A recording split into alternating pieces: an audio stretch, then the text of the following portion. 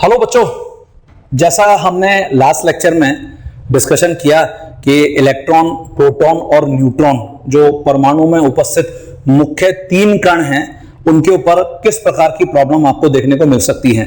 अब मैं आज इस लेक्चर में आपके साथ जो डिस्कशन कर रहा हूं वो इनसे संबंधित किस प्रकार के प्रश्न पूछे जा सकते हैं वो मैं आपको यहां पर बताऊंगा। ठीक है, तो देखिए जरा, जैसे मैंने यहां पे लिखा है इलेक्ट्रॉन, प्रोटॉन, न्यूट्रॉन से संबंधित प्रश्न। जैसे हम विशिष्ट आवेश के ऊपर ही पहले कुछ प्रॉब्लम्स यहां पर अटेंड करते हैं। तो देखिए, जैसे आपको बोल रहा है कि एक काल्पनिक कण, जैसे मान लेते हैं ये काल्पनिक कण X है, का विशिष्ट विशिष्ट आवेश मतलब हमने लास्ट लेक्चर में डिस्कस किया था E/m अनुपात। विशिष्ट आवेश इलेक्ट्रॉन के विशिष्ट आवेश की तुलना में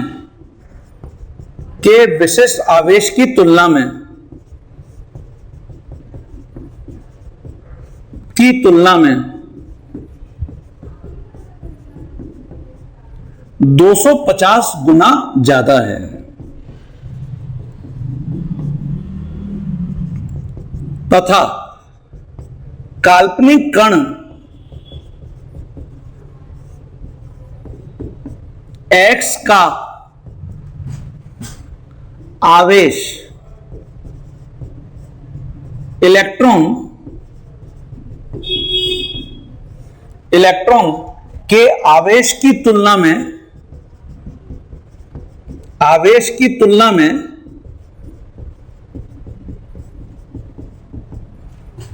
5 गुना ज्यादा है। तो इलेक्ट्रॉन का भार तथा X का भार, इन दोनों के भार का अनुपात बताइए। ये देखिए, ये पूछ रहा है आपसे इलेक्ट्रॉन के भार और जो कण X है के भार का हमको अनुपात बताना है। और इसके लिए आपको ऑप्शन भी दे रखे हैं, यहां पर दे रखा है 25/1, 50/1, 1/50 और D नहीं आता।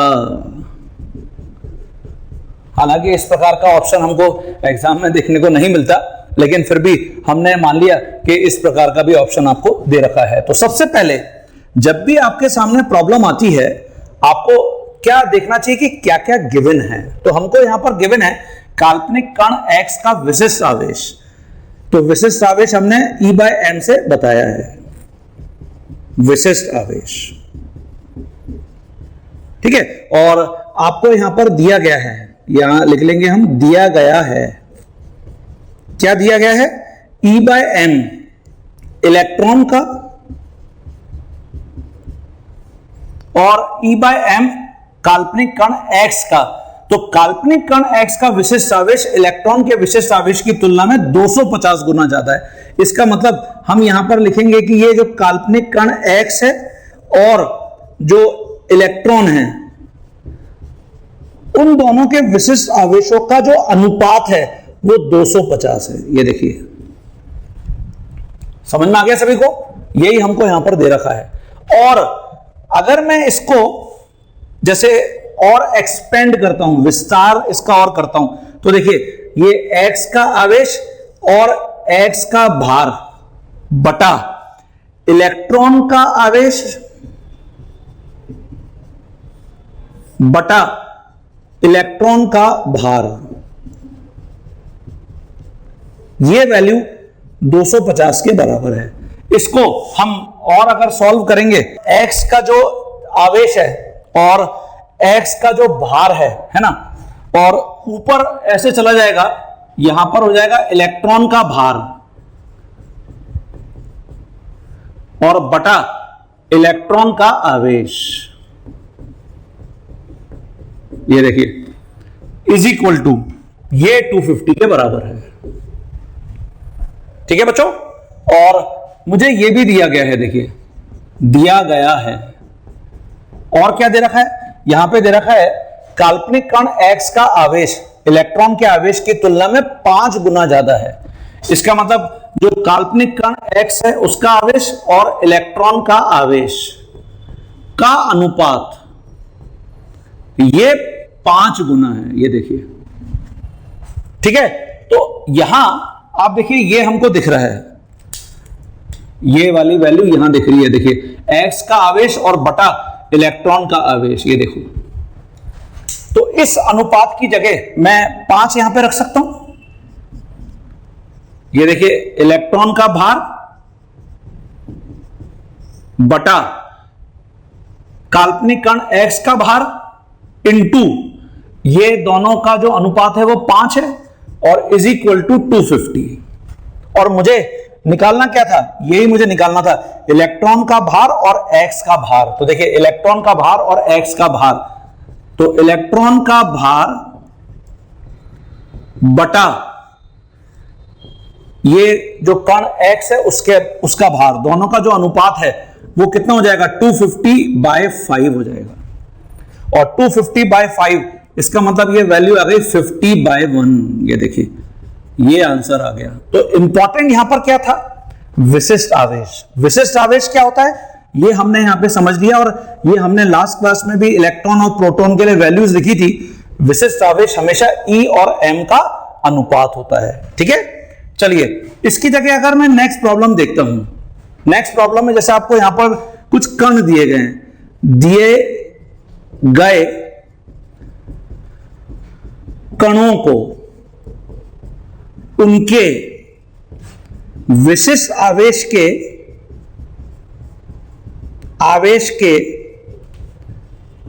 बढ़ते हुए क्रम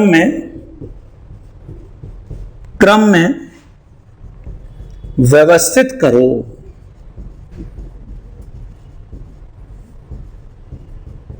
और जो कण आपको दिए गए हैं यहां पे, वो इलेक्ट्रॉन दिया गया है,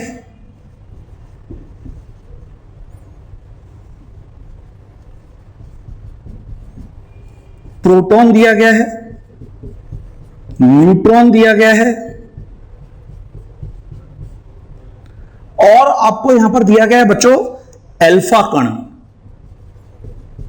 ये भी दिया गया है। ये अल्फा कण क्या होता है, जो अल्फा कण होता है, अल्फा पार्टिकल या अल्फा कण, ये एक्चुअली द्विधनावेशित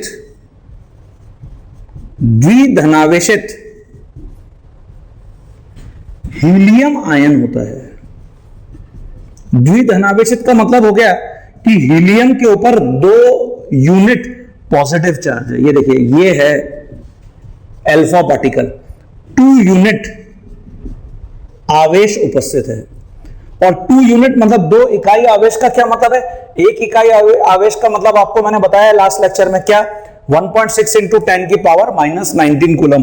तो 2 यूनिट आवेश का मतलब है 2 इंटू 1.6 इंटू 10 की पावर -19 कूलम। ठीक है बच्चों, और जो हीलियम है उसका भार ये होता है 4 यूनिट, ये भार है इसका। और 1 इकाई भार आपको वैल्यू मैंने बताई थी लास्ट क्लास में, 1.67 इंटू 10 की पावर -27 किलोग्राम या 10 की पावर -24 ग्राम। तो हम इसको अगर ग्राम में लिखेंगे तो 4 इंटू 1.67 इंटू 10 की पावर -24 ग्राम। ये देखो, तो ये मैंने तुमको क्या बता दिया, हीलियम का भार और हीलियम के ऊपर उपस्थित आवेश। तो ये अल्फा पार्टिकल की डेफिनेशन है, द्विधनावेशित हीलियम आयन। अब हम इन सभी जो कण हैं उनको यहां पर जो विशिष्ट आवेश है, आपको पूछा गया विशिष्ट आवेश के बढ़ते हुए क्रम में व्यवस्थित करते हैं। तो देखते हैं जरा, ये सबसे पहले लिख लीजिए अपनी कॉपी में। हाँ बच्चों, अच्छा अगर आप चाहें तो सबसे पहले इस वीडियो को पॉज करके आप अपने आंसर को खुद गैस कर सकते हो, और फिर मेरे स्टैंडर्ड जो सॉल्यूशन है उससे आप अपने आंसर की तुलना कर सकते हो। ठीक है, तो देखो जरा, यहां जैसे जो कण आपको दिए गए हैं उनको लिख लेते हैं। उनका आवेश ये E है, उनका जो भार है ये m है, और जो विशिष्ट आवेश है ये E/m है। अब जैसे मैं यहां पे कण में सबसे पहले लिखता हूं इलेक्ट्रॉन, जिसको हम E से रिप्रेजेंट कर रहे हैं। तो इलेक्ट्रॉन का आवेश कितना बताया आपको? आवेश मैंने आपको बताया 1 यूनिट, ये देखिए 1 इकाई आवेश। हां, अगर आप इसको कूलम में लिख रहे हैं तो इसकी वैल्यू 1.6 इंटू 10 की पावर -19 कूलम। देखो बच्चों, देखिए नेगेटिव साइन का सिर्फ यहां पर तात्पर्य है कि ये इलेक्ट्रॉन ऋणावेशित है, इसलिए नेगेटिव साइन यूज किया गया है, अदरवाइज इसका और कोई तात्पर्य यहां पर नहीं है। ठीक है, तो नेगेटिव साइन को हम कैलकुलेशंस में सिर्फ यहां पर लगाते हैं इलेक्ट्रॉन क्योंकि ऋणावेशित होता है इसलिए, अदरवाइज इसका और कोई यहां पर तात्पर्य नहीं है। भार कितना है? अगर मैं इसको इकाई में लिखूं तो हमने ये लिखा है 1/1837 इकाई, ये देखिए। और अगर इसको हम ग्राम में लिखते हैं तो 9.1 इंटू 10 की पावर -28 ग्राम। और इसके बेसिस पर E और M अगर मैं दोनों को डिवाइड कर दूंगा, है ना, तो 1/1/1837, ये देखिए 1/1837, तो इससे तुमको रिजल्ट मिल जाएगा 1837। ये देखो, और आपको याद होगा हमने कूलम पर ग्राम में भी ये वैल्यू लिखी हुई है बच्चों, ये हमने -1.76 इंटू 10 की पावर 8 कूलम पर ग्राम ये लिखी थी बच्चों हमने वैल्यू, याद आ रहा है? लास्ट क्लास में लिखी थी हमने ये। तो ये हमने जब इकाई को इकाई से डिवाइड किया तो हमको 1837 मिला। और अगर आप कूलम पर ग्राम में रिपोर्ट करोगे तो ऑलरेडी हम करके आ चुके हैं, ये कूलम और ये ग्राम, इन दोनों को डिवाइड करोगे तो आपको यही आंसर मिलेगा। ये आप अपने नोट्स में लिखा हुआ देख सकते हैं। अब ऐसे ही अगर मैं इसकी जगह प्रोटॉन लेता हूं,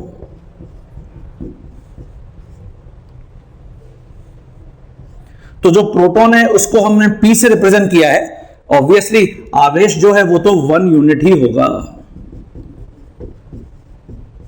तो ये प्लस में 1.6 इंटू 10 की पावर -19 कूलम, और जो भार है वो तो 1 इकाई भार होगा। तो ये वैल्यू हमने लिखी है 1.67 इंटू 10 की पावर -24 ग्राम। और अगर आप दोनों को डिवाइड करोगे इकाई को इकाई से, तब आपको आंसर एक ही मिलेगा। और आप ये ऑलरेडी लास्ट क्लास में देखे हुए हो कि जो कूलम पर ग्राम में वैल्यू होती है वो होती है +9.5 इंटू 10 की पावर 4 कूलम पर ग्राम। देखो बच्चों, ठीक है, तो ये हमको प्रोटॉन के लिए पता चल गया। अब आ जाते हैं न्यूट्रॉन के लिए। तो जो न्यूट्रॉन है उसको हम N, कैपिटल N से रिप्रेजेंट किए हैं। आवेश कितना होता है? 0। और क्या भार होता है क्या? हां, 1 इकाई भार होता है, जिसका मान इतना ही है 1.67 इंटू 10 की पावर -24 ग्राम। और ऐसे ही अगर विशिष्ट आवेश की बात करते हैं तो 0। क्यों? ऑब्वियसली ये 0 है, 0 डिवाइडेड बाय 1, तो 0 आंसर आएगा। और ऐसे ही अगर मैं अल्फा कण की बात करता हूं, जिसको हमने लिखा है He2 पॉजिटिव, द्विधनावेशित हीलियम आयन, तो अब हमने भी वहां लिखा आवेश, ये देखिए 2 इकाई आवेश, 2 यूनिट चार्ज। और इसकी वैल्यू अगर हम कूलम में लिखेंगे तो 2 इंटू 1.6 इंटू 10 की पावर -19 कूलम। और ऐसे ही अगर मैं यहां पे बात करता हूं भार की, तो हमने लिखा है 4 इकाई भार, 4 यूनिट मास, जिसको हम 4 इंटू 1.67 इंटू 10 की पावर -24 ग्राम लिखेंगे। और 2/4 मतलब 1/2, इसका मतलब 0.5 वैल्यू आ गई। देखो बच्चों, क्लियर है सभी को? तो इसके बेसिस पर हमको जो आंसर यहां पर मिल गया है वो ये मिल गया है, इलेक्ट्रॉन का विशिष्ट आवेश सबसे ज्यादा आ रहा है।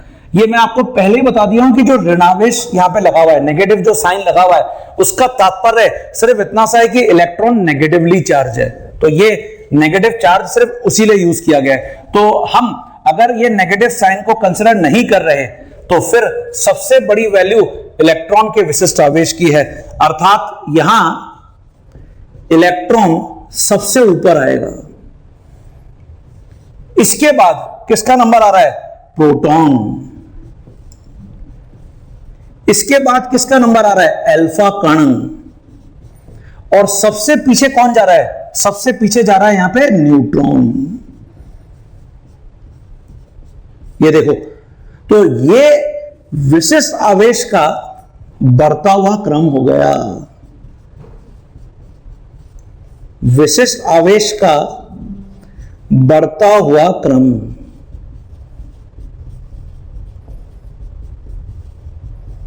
ठीक है बच्चों, क्लियर है सभी बच्चों को?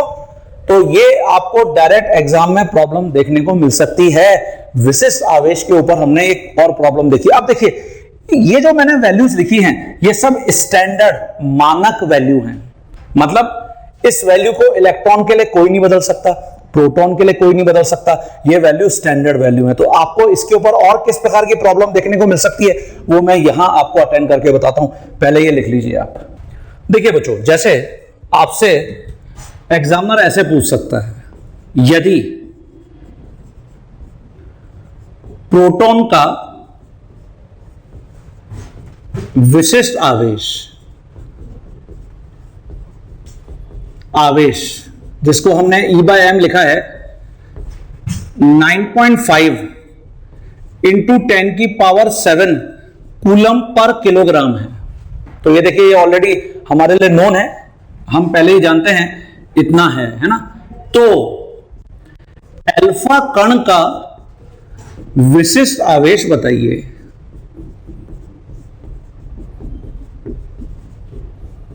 अब आप मेरे वीडियो को पॉज करके अगर अपने आंसर को पहले ही गैस करना चाहते हैं तो कर लीजिए। ऑप्शंस भी मैं आपको यहां पे दे देता हूं।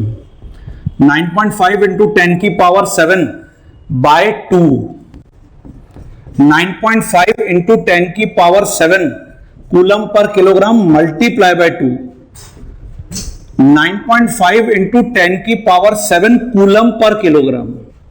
इनमें से कोई एक ऑप्शन हो सकता है। ठीक है, देखिए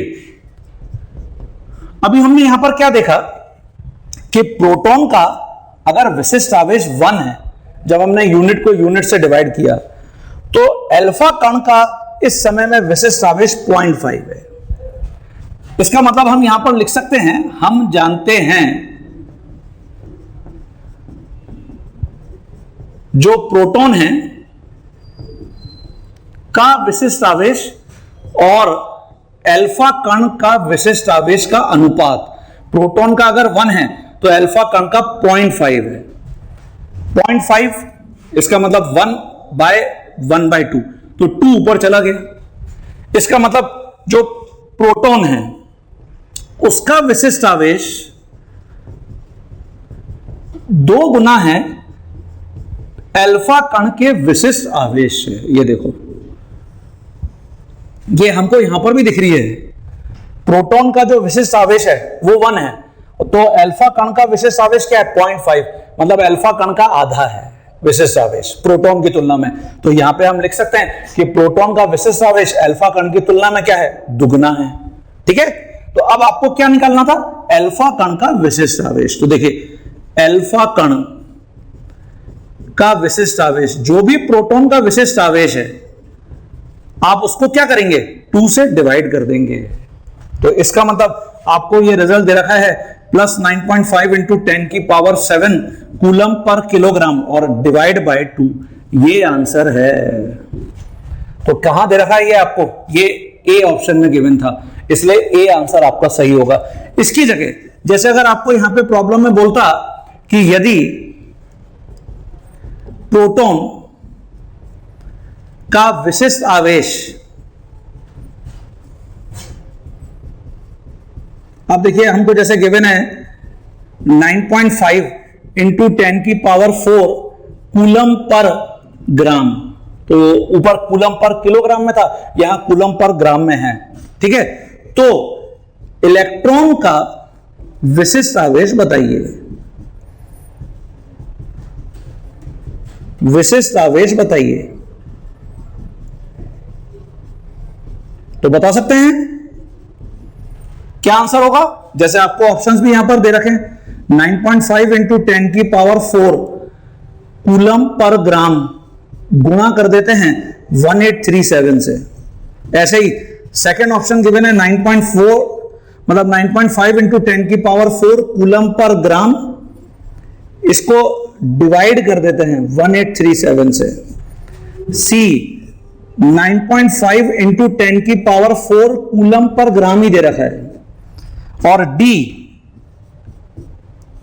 नोटा, नोटा मतलब नन ऑफ द अबव, इनमें से कोई भी आंसर सही नहीं है। तो वीडियो को पॉज करके आप अपने आंसर को गैस कर सकते हो। हां बच्चों देख लेते हैं जरा। देखिए बच्चों, आपने अपने आंसर को गैस कर लिया है, तो अब जरा यहां पे आंसर को मैच करिए। अभी हमने जो प्रॉब्लम को सॉल्व किया था उसमें हमने देखा कि प्रोटॉन का विशिष्ट आवेश इलेक्ट्रॉन के विशिष्ट आवेश के साथ अगर हम तुलना करते हैं तो प्रोटॉन का 1 है तो इलेक्ट्रॉन का हमने लिखा था 1837। ठीक है, और आपको अभी निकालना किसका है? इलेक्ट्रॉन का निकालना है। तो इलेक्ट्रॉन का जो विशिष्ट आवेश हो जाएगा वो 1837 को मैं गुणा कर दूंगा प्रोटॉन के विशिष्ट आवेश से, यही होगा, क्योंकि प्रोटॉन का विशिष्ट आवेश 1 है तो इलेक्ट्रॉन का विशिष्ट आवेश 1837 है। मतलब जो भी प्रोटॉन का विशिष्ट आवेश है उससे 1837 गुना इलेक्ट्रॉन का विशिष्ट आवेश ज्यादा है। तो यहां 1837 को मैं गुणा कर दूंगा प्लस 9.5 इंटू 10 की पावर 4 कूलम पर ग्राम से। तो यही आपका आंसर है। तो ऐसा आंसर कहां दे रखा है? ये आपको ए ऑप्शन में दे रखा है। तो मुझे लगता है सभी बच्चों को समझ में आ गया। जो हमने अभी अल्फा पार्टिकल, अल्फा कण, प्रोटॉन, इलेक्ट्रॉन और न्यूट्रॉन के लिए विशिष्ट आवेश को कंपेयर किया था ना, तुलना किया था, बहुत ही महत्वपूर्ण क्वेश्चन था वो बच्चों। ठीक है, जैसे इसकी जगह एक प्रॉब्लम, इसका आंसर भी आप बताएंगे। दिए गए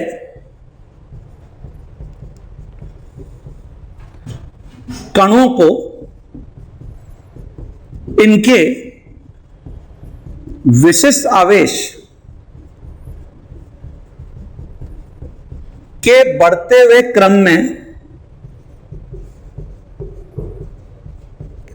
क्रम में व्यवस्थित करो।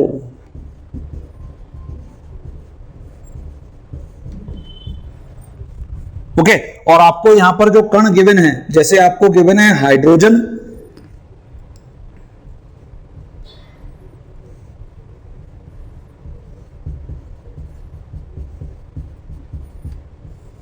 ये आपको गिवन है, आपको गिवन है H+, जिसको हमने प्रोटॉन भी बोला था,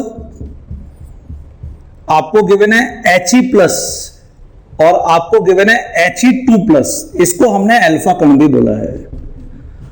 समझ में आ गया? आपको ये 4 कण दिए गए हैं और आपको इनको विशिष्ट आवेश के बढ़ते हुए क्रम में जमाना है, व्यवस्थित करना है। तो वीडियो को पॉज करके सबसे पहले आप अपने आंसर को प्रेडिक्ट कर लो। बना लिया सभी ने? चलिए चेक करते हैं जरा। देखिए, ये जो कण है, ये आपको कण यहां पर हाइड्रोजन गिवन है,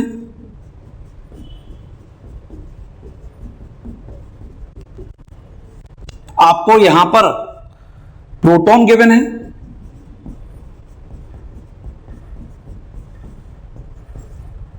हीलियम का धनायन गिवन है,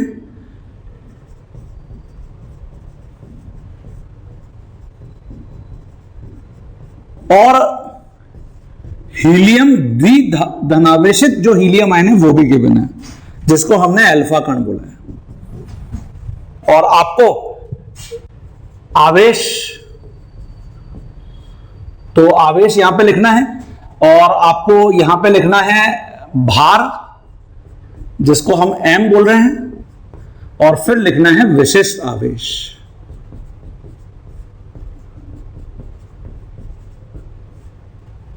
E/m। अब जो हाइड्रोजन है वो परमाणु है बच्चों, इसका मतलब अगर परमाणु है तो इसके ऊपर तो आवेश 0 है। यही आपने लिखा होगा, देखिए जरा। और भार, ये हम पढ़ के आए कि 1 इकाई भार होता है, 1 यूनिट मास।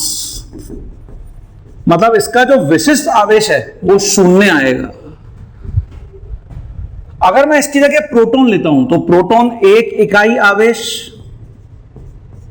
ये पढ़ के आए हम, और 1 इकाई भार, और इसलिए विशिष्ट आवेश 1 आएगा जब मैं आवेश और भार को डिवाइड करूंगा। हीलियम धनायन, इसके ऊपर देखिए +1, मतलब 1 इकाई आवेश है। 1 इकाई आवेश, इसका वैल्यू हमको पता है 1.6 इंटू 10 की पावर -19 कूलम, प्लस क्योंकि धन आवेश है। और हीलियम का भार, ये अभी आपको मैंने बताया था 4 इकाई, 4 यूनिट मास, और इसलिए 1/4 वैल्यू आ जाएगी 0.25। और ऐसे हीलियम द्विधनावेशित आयन, तो 2 इकाई आवेश,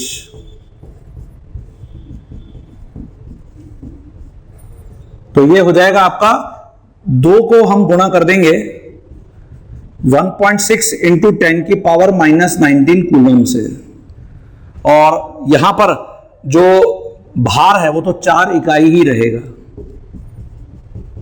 तो 2/4 मतलब 0.5। देखो बच्चों, ये आपके आंसर्स होने चाहिए थे। तो इसके बेसिस पर सबसे ऊपर आएगा प्रोटॉन, इसका E/m विशिष्ट आवेश सबसे ज्यादा है, सबसे ज्यादा। इसके बाद जो अल्फा कण है वो आएगा, इसके बाद हीलियम का धनायन, और सबसे पीछे हाइड्रोजन परमाणु आएगा।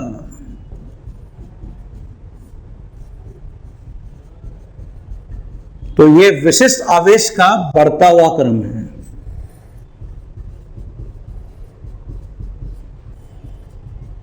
विशिष्ट आवेश का बढ़ता हुआ क्रम।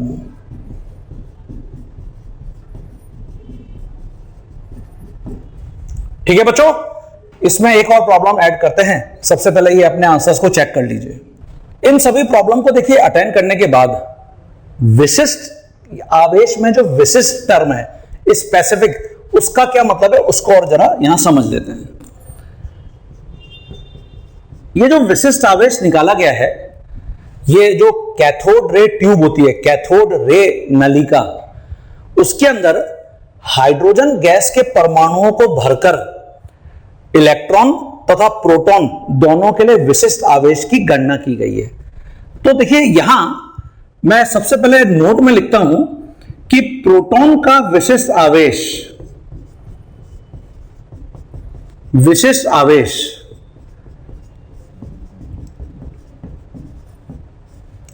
कैथोड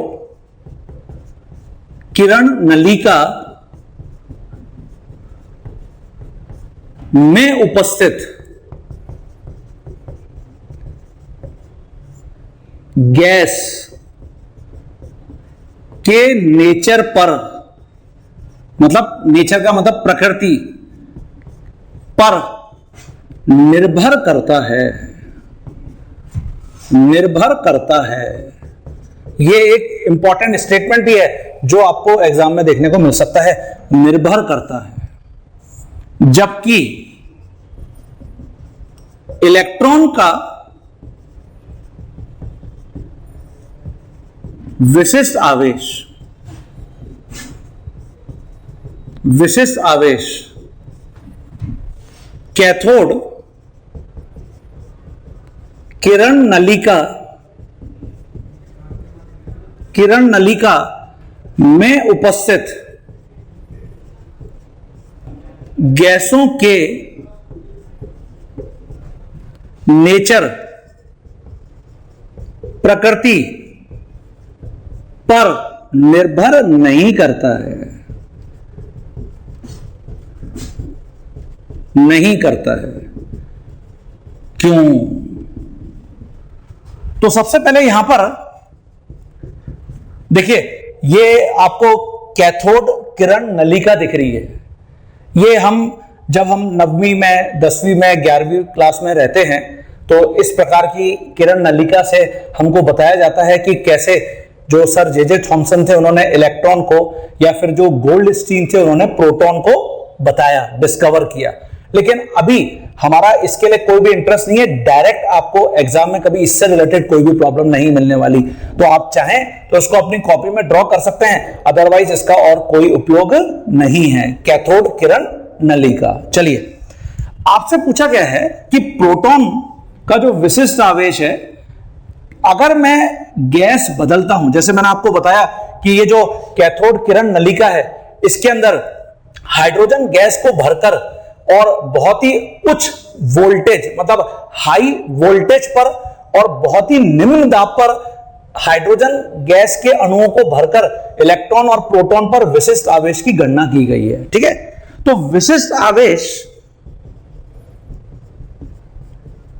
आवेश जिसको हमने यहां पर E/m प्रोटॉन के लिए लिखा है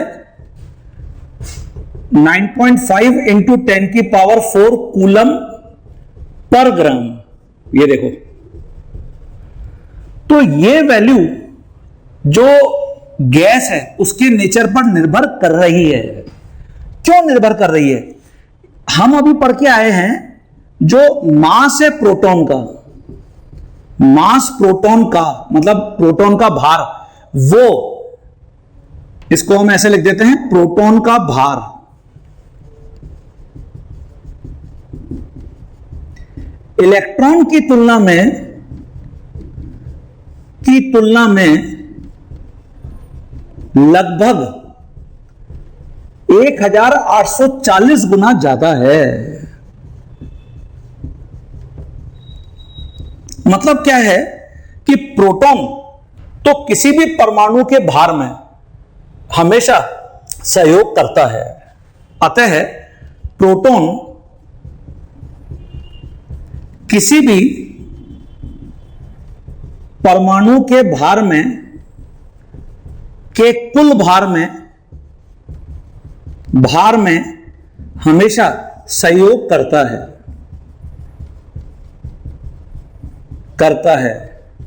मतलब कंट्रीब्यूशन करता है, जबकि इलेक्ट्रॉन नहीं करता, क्योंकि इलेक्ट्रॉन बहुत ही हल्का है प्रोटॉन की तुलना में। इलेक्ट्रॉन परमाणु के कुल भार में कोई भी सहयोग नहीं करता, कोई भी सहयोग नहीं करता। ठीक है, तो यही कारण है कि जब मैं गैस को बदलूंगा तो गैस बदलने पर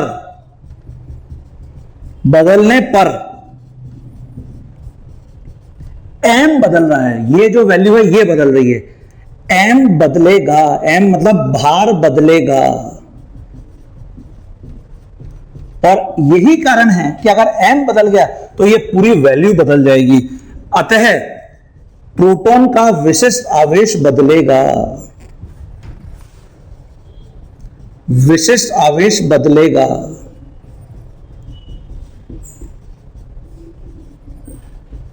जबकि जो इलेक्ट्रॉन है, क्योंकि इलेक्ट्रॉन परमाणु के भार में कोई भी कंट्रीब्यूशन नहीं कर रहा, तो जो इलेक्ट्रॉन का हमने लिखा है, ये हमने लिखा है -1.76 इंटू 10 की पावर 8 कूलम पर ग्राम। तो इलेक्ट्रॉन का जो भार है वो, क्योंकि मास जो परमाणु का मास है, मतलब हमारा जो एटम है उसका मास है, उसमें क्योंकि कोई भी सहयोग नहीं कर रहा, तो हम कोई भी गैस यहां पर बदल दें, वैल्यू हमेशा ये फिक्स रहेगी, क्योंकि जो इलेक्ट्रॉन का मास है वो परमाणु के मास में कोई भी सहयोग नहीं कर रहा। तो विशिष्ट का मतलब यहां पर है फिक्स्ड वैल्यू, कांस्टेंट वैल्यू।